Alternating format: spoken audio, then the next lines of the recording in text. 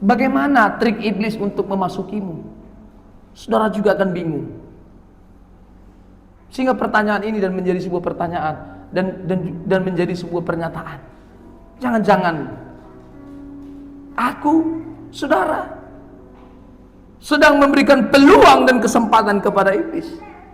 Tentu bukan untuk membangunmu, merusakmu. Ini pemahaman yang perlu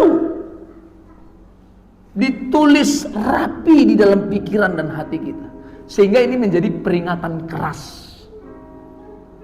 Dan kita harus tahu bagaimana trik iblis untuk memasuki kita. Di dalam kuasa Kristus Yesus itu, kita bisa blok, mematikan peluang atau kesempatan iblis untuk merasuki kita. Saudara, Bapak Ibu yang diberkati Tuhan, peringatan ini bukan sekedar peringatan untuk menghindari manifestasi kerasukan secara lahiriah, apa yang terlihat seperti yang tadi kita diskusikan, matanya melotot, gerak-geriknya berubah, teriak-teriak, riting-ritingun. Tidak hanya kepada hal-hal demikian, tetapi panggilan untuk, perhatikan kalimat ini, tetapi panggilan untuk menjaga hatimu yang tidak ada siapapun yang tahu tentang isi hatimu.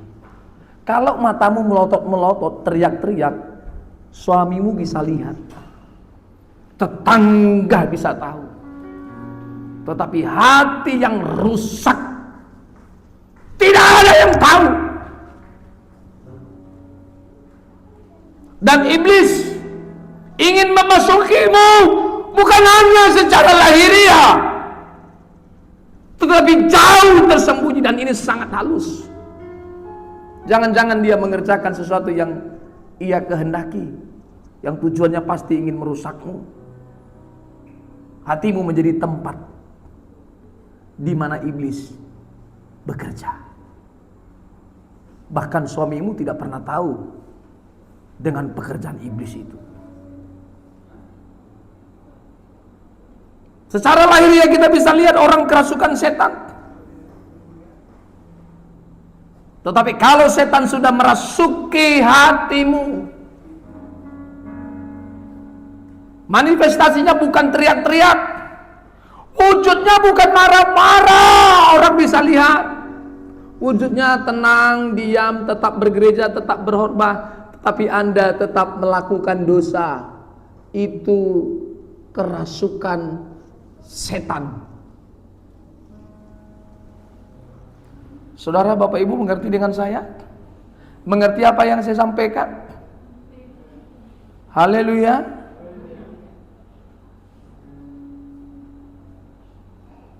Kita masih sering ketakutan dengan orang yang sedang kerasukan setan. Padahal kita adalah orang yang sedang dirasuki setan.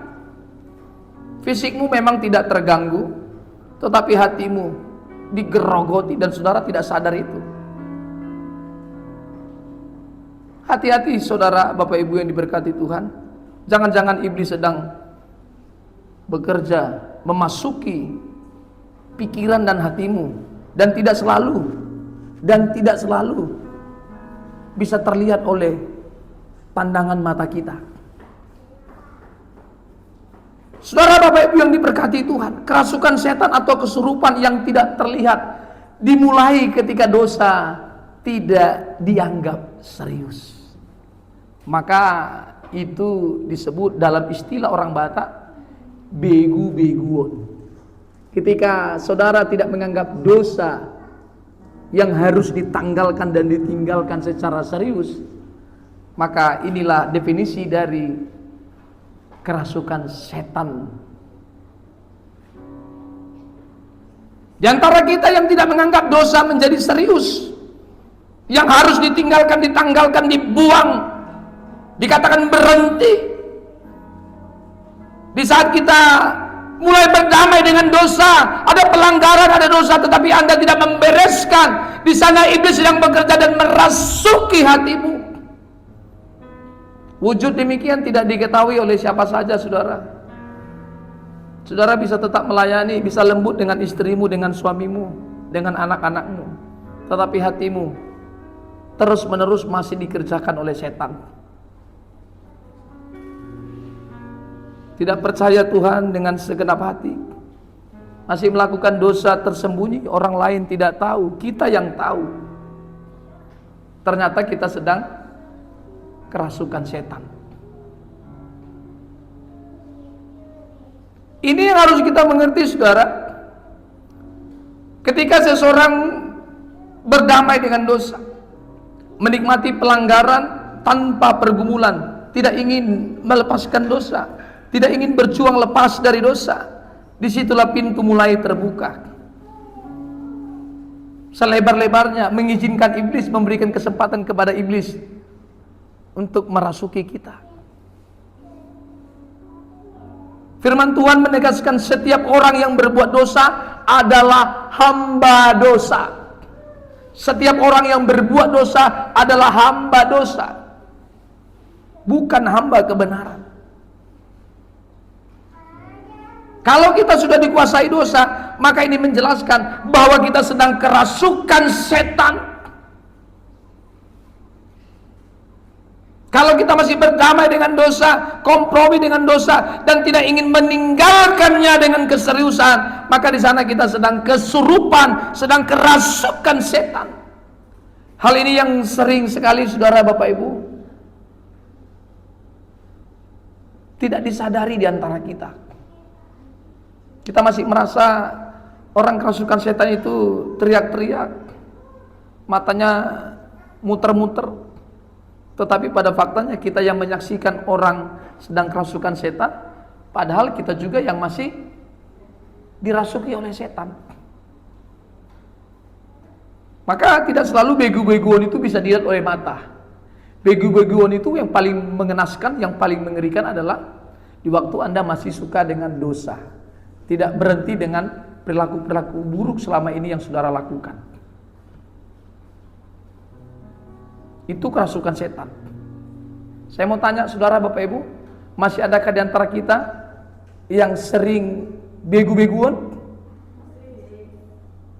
Begu-beguan? Coba lihat di samping kirimu. Menakutkan atau tidak? Tidak. Ale coba opung griselon mutar-mutar si malolong nak. Wah, mabiar do Ibu Hana tuh sih? Mabiar. Maka iblis bekerja secara diam-diam. Dia tidak lagi menunjukkan tampilan-tampilan yang menakutkan, tetapi hal-hal yang tersembunyi tanpa kita sadar, padahal dia sedang merasuki hati kita dan berjuang untuk melepaskan kita dari kasih sayang Tuhan, dari keseriusanmu di dalam mencintai Tuhan. Iblis kerja rodi, Pak, 24 jam setiap hari. Kalau iblis kerja rodi untuk memisahkan kita dari kasih Allah, mestinya pun kita harus kerja rodi untuk mengikatkan diri kepada Tuhan. Lebih serius di dalam melakukan kehendaknya. Semakin kita berjuang, iblis pun tidak tinggal diam, dia pun berjuang. Kalau iblis berjuang untuk memasukkanmu ke neraka, mengapa tidak saudara juga berjuang untuk menghindarimu dari pelanggaran-pelanggaran dosa dan kesalahan yang Tuhan tidak kenan di masing-masing kita. Kita pun harus berjuang. Jangan sampai iblis memasukimu. Jangan sampai kita memberikan kesempatan kepada iblis. Saudara, lihat saya hari ini dengan menyampaikan kebenaran, saudara tidak akan pernah takut.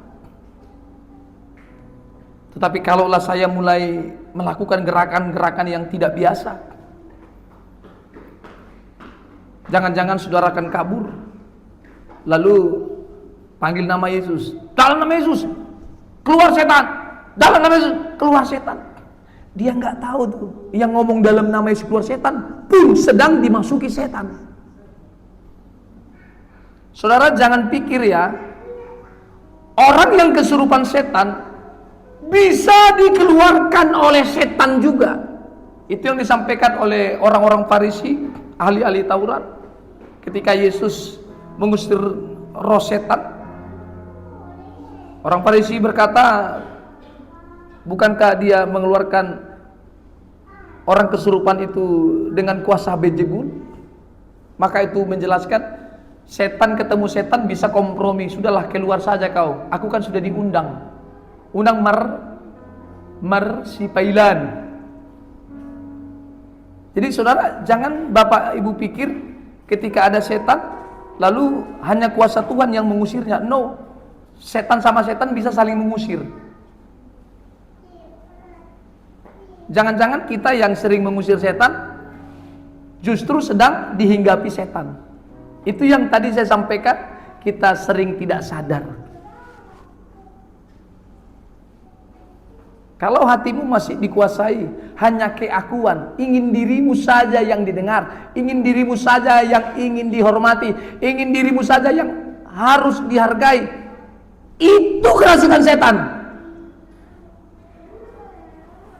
Hanya dirimu saja yang ingin diuntungkan, hanya dirimu saja menjadi pusat perhatian, itu kerasukan setan.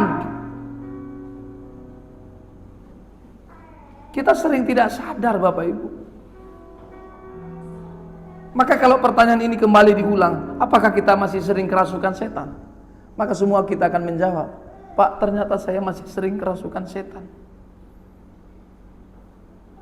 Dan kalau saudara sudah sadar, Roh Kudus menolongmu, membuat kita melangkah untuk meninggalkan pelanggaran-pelanggaran buruk yang selama ini kita lakukan. Pelanggaran-pelanggaran yang menyakiti hati Tuhan. Amarah yang meledak tanpa kendali. Begu-beguan. Sampai berdosa. Kata-kata yang melukai. Bisa saja temanmu salah, tetapi engkau melukainya dengan cara merendahkannya. Itu kerasukan setan. Itu begu-beguan. Bisa saja orang lain salah dengan kita, tetapi responmu memaki dan merendahkannya, itu kerasukan. Memang dia tidak kelihatan marah, dia hanya ngomong, memang kau percuma, kurang ajar kau, nampak kali kau miskin, tahu diri kau, lihat bapakmu miskin juga. Kalau orang macam kau, itu begu-beguan. Suaranya biasa saja, perilakunya biasa saja, tetapi makna dari setiap kata yang dia sampaikan menunjukkan dia sedang kerasukan setan.